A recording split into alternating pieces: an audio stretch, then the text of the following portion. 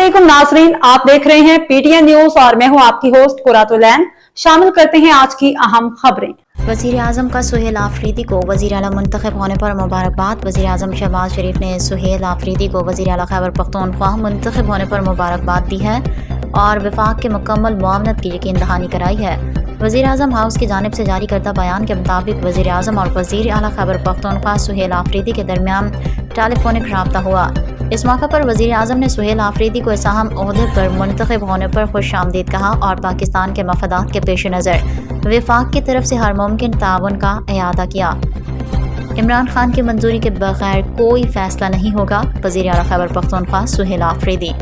शहबाज शरीफ ने कहा कि वफाक आपके साथ भरपूर ताउन के लिए तैयार है ताकि खैबर पख्तूनख्वा की तरक्की और खुशहाली यकीनी बनाई जा सके।